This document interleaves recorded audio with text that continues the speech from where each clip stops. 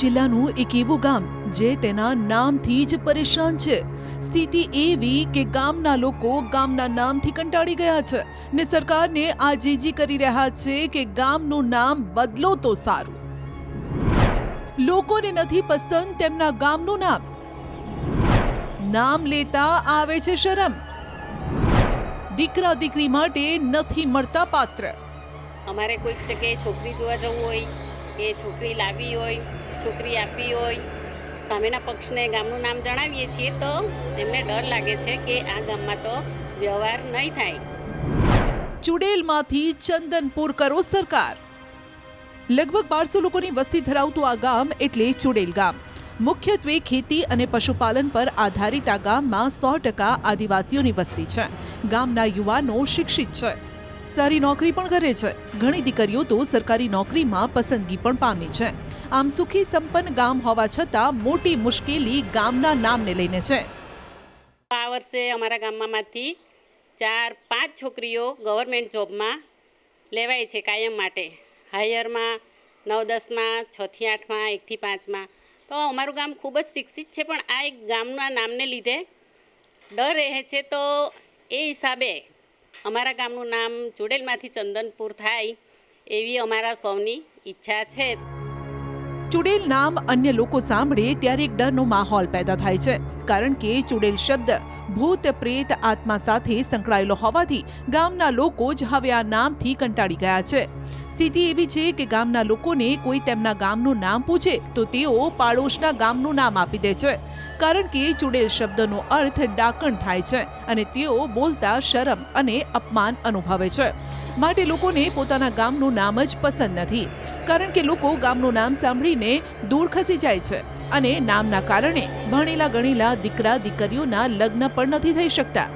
ગામના છોકરાઓ માટે યુવતીઓ નથી મળતી, કારણ કે બધા કહે છે ચુડેલ ગામમાં અમે દીકરી નહીં આપીએ. આ ઉપરાંત અહીંની દીકરીઓ માટે પણ બહાર પાત્ર શોધવું મુશ્કેલ બની જાય છે. બહારના છોકરાઓ આ ગામમાં છોકરી જોવા આવવાની સીધી ના પાડી દે છે. લોકો કશે જાય છે ત્યાં ગામનું નામ પૂછવામાં આવે છે. એ લોકોને તો ગામનું નામ બોલતા પહેલાં હિચકિચાય છે કે મેં ગામનું નામ બોલું કે નહીં બોલું. પછી આજુબાજુના ગામોના નામો બોલે છે એ લોકો. પછી લોકો છોકરીઓ જોવા જાય છે છોકરાઓ માટે, તો ત્યાં છોકરીઓ જોવા જાય છે ત્યાં પૂછે છે એ લોકોને કે કયા ગામથી આવ્યા. ત્યાં બી શરમદાયક એ લોકો અનુભવે છે કે અમે શું ગામનું નામ બોલીએ. લોકોનો ચુડેલ શબ્દ એક અક્ષિક્ત એટલે કે ડાકણ જેવો શબ્દ છે અમારા આદિવાસીમાં, જેથી અમારે ચુડેલને લીધે આખું માંડવી તાલુકામાં કોઈ બી ઠેકાણે જઈએ તો સુરત જિલ્લામાં કે પછી રાજ્યમાં જઈએ ત્યારે અમારા છોકરાના ભણતર માટે આ ખૂબ જ પડકારરૂપ પ્રશ્ન છે કે ચુડેલ ગામ છે. ગામ લોકો કહે છે કે ગામનું નામ ચુડેલ કેમ અને કેવી રીતે રાખવામાં આવ્યું હશે તેની તેમને જાણ નથી, પરંતુ તેમની ઈચ્છા છે કે શક્ય એટલી ઝડપથી આ નામ બદલી નાખવામાં આવે, કારણ કે નામ બદલવા માટે તેઓ 1 દાયકા કરતાં પણ વધુ સમયથી પ્રયાસ કરી રહ્યા છે. વર્ષોથી વડીલોએ કઈ રીતે ચુડેલ પડ્યું તે બી અમને કંઈ ખ્યાલમાં નથી. વડીલોને પૂછીએ છીએ પણ આ વસ્તુ આપણા ગામમાં છે નથી. ચુડેલ જેવું કે ડાકણ જેવું કંઈ છે નથી, છતાં બી ચુડેલ પડેલું છે. પણ ખરેખર આ ગામમાં આવું કંઈ ખોફ લાયક વસ્તુ છે જ નથી. છતાં આપણે સમાજમાં કે સામાજિક પ્રસંગોમાં ગમે ત્યાં બી વ્યવહારિકમાં જવું હોય તો કયા ગામના તો ચુડેલ ગામ બોલવાથી ખોફ લાયક એક ભય પેદા થાય છે. ગામ લોકોની ઈચ્છા છે કે ચુડેલ ગામમાંથી ચંદનપુર નામ રાખવામાં આવે તો ગામનો મોભો પણ વધશે, ગામના યુવાનોની સમસ્યા પણ હલ થશે. જે માટે ગામ લોકોએ પંચાયતમાં ઠરાવ કરી તાલુકા જિલ્લાથી લઈ રાજ્ય અને કેન્દ્ર સરકાર સુધી લેખિતમાં રજૂઆત પણ કરી છે.